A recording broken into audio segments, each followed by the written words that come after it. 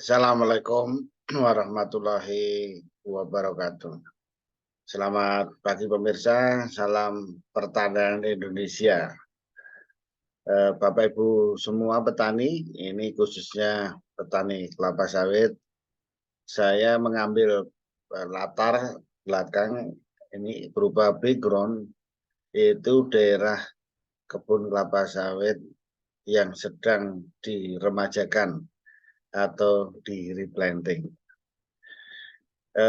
Kita berpikiran bahwa ternyata memang ya, kelapa sawit ini sangat dibutuhkan. Nah, oleh karena itu meskipun diserang kanan kiri, atas bawah, luar dalam, nah itu maka karena memang realnya sangat dibutuhkan, maka tentunya ya tidak begitu surut permintaannya. Karena ini tanaman yang semua sangat berguna. Bapak Ibu pemirsa, kali ini topik yang akan kita bicarakan mengenai potensi biomasa dari kelapa sawit. Jadi apa saja yang bisa dimanfaatkan dari biomasa kelapa sawit ini? Ya, tentunya banyak. Tanaman ini kalau di pohon industri itu kan disebutkan. Yang paling utama saat ini dimanfaatkan apanya? Yaitu minyaknya. Yang banyak dihargai sekarang adalah minyaknya. Padahal menurut saya itu sebagian besar bisa dimanfaatkan. Nah, yang dihargai kan buahnya begitu. Tetapi kita lihat referensi-referensi yang lain bahwa tidak hanya minyaknya dan potensinya itu sangat besar. Nah, ini di belakang ini kan kita lihat ini potensi biomasanya sangat besar. Nah, nanti kita bahas satu persatu apa saja yang menjadi potensi. Nah, kalau kita lihat kelapa sawit ya, yang pertama dari pohon yang tentunya yang sudah besar, yang sudah menghasilkan.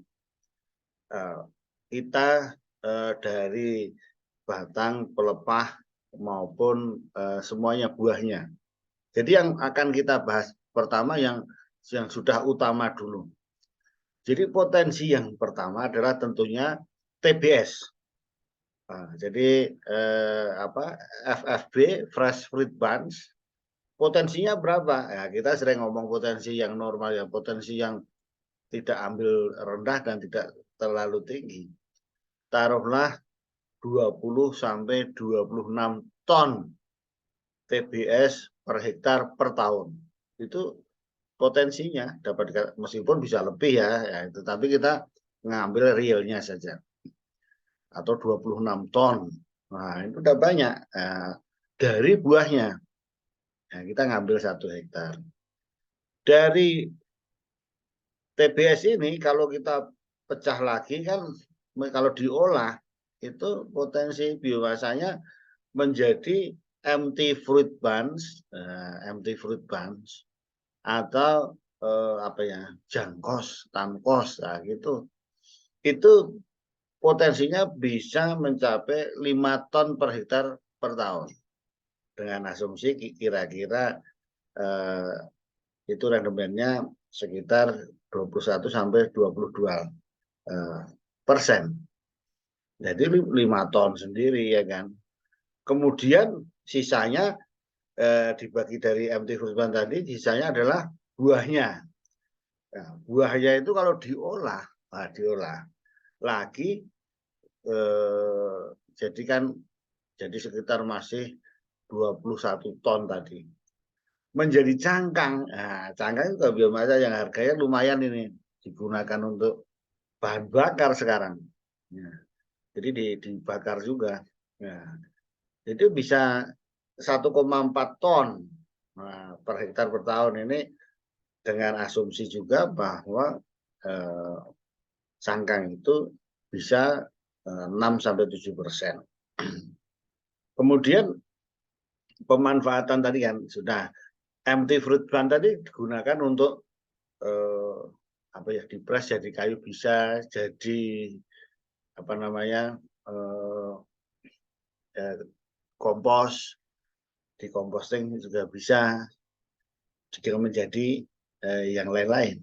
Nah, kemudian setelah diolah tadi juga menjadi serat fiber mesokapnya tadi. Ya, ini bisa 3 ton potensinya. Nah, kita cerita 1 hektar ya per tahunnya. Jadi fiber itu bisa 13%. Nah, jadi 3 ton. Ini potensi biomasa yang ada. Kemudian kita ngomongkan lain tadi kalau diolah jadi CPO-nya itu bisa kalau kita ngomongnya 22% ya bisa mencapai 5 ton tadi seperti yang di MT Fruit Bank tadi. Ini potensi-potensi penggunaannya. Kemudian sisanya adalah limbahnya. Nah, limbahnya tadi ya itu bisa dimanfaatkan juga. Itu bisa 5 tonan juga, 4 sampai 5 ton. Nah, kemudian kernelnya yang di dalamnya tadi, ini meskipun lebih kecil ya, itu 0,6 ton. Nah, itu bisa digunakan. Nah, kita sekarang membuat itu yang sudah umum banyak digunakan, Bapak Ibu sekalian. Kita akan lebih membahas, nah ini mungkin ide-ide dari Bapak Ibu sekalian. Nah, itu bagaimana penggunaannya gitu. Jadi kalau fiber tadi bisa atau tankos, jankos yang sudah kosong bisa jadi briket arang misalnya, ya kan? Atau dibakar langsung juga bisa. Kemudian kita tinggal bahas yang sisanya. Ya, sekarang dari frontnya, dari pelepahnya daunnya bisa dimanfaatkan apa? Wah, 1 untuk pakan ternak. Jadi dihaluskan dulu untuk pakan sapi. Nah, ya kan dibikin silase juga bisa. Lidinya juga dibikin kerajinan, dibikin tikar, dibikin yang lain-lain. Untuk sapu lidi dan sebagainya. Kemudian potensinya berapa? Ini yang saya akan membahas lebih dalam lagi mengenai potensi dari pelepahnya. Ya, mungkin pelepahnya ini kan belum banyak dibahas. Ya, tapi digunakan untuk sapi, nanti di crusher itu pun belum banyak yang menggunakan. Nah, ini kan apalagi yang sudah di pruning, sudah dijatuh ke bawah. Potensinya berapa? Potensinya itu bisa mencapai 16 ton per hektar. Bayangkan, 16 ton. Nah, jadi ini potensi yang biomasa yang sangat banyak ya, untuk pakan ternak. Nah, ini saya gunakan untuk keperluan penelitian saya yang lain. Sehingga 16 ton per hektar ini bisa termanfaatkan. Nah, itu yang dari pelepah. Kemudian kalau kita berbicara tanamannya sendiri, batangnya sendiri, itu ya, tetapi kan hitungannya 30 tahun atau 25 sampai 30 tahun. Itu bisa mencapai 70 ton. Banyak kan, 70 ton per hektar per 30 tahun atau 25 tahun seperti di belakang saya ini yang di Cincang.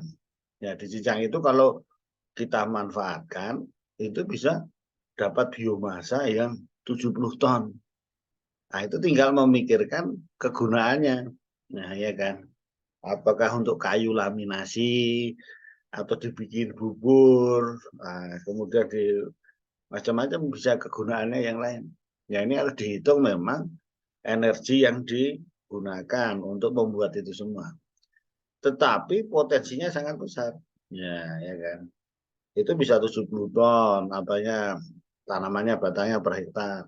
Pelepahnya sendiri bisa sampai 16 ton. Nah, ini yang perlu kita garap, kita gunakan sebagai apa supaya bermanfaat. Nah, ini potensi yang sangat besar. Jadi tunggu penelitian-penelitian kami berikutnya, pemanfaatan dari biomasa kelapa sawit. Jadi tadi yang sudah ada, tadi ada briket, ada tungku dan sebagainya itu sudah. Nah, ini sekarang yang perlu kita genjot lagi di pelepah maupun batangnya.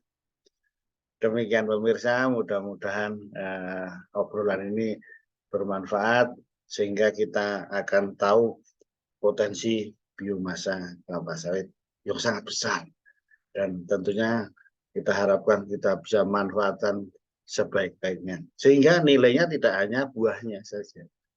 Terima kasih pemirsa atas perhatian pagi hari ini. Terima kasih. Assalamualaikum warahmatullahi wabarakatuh.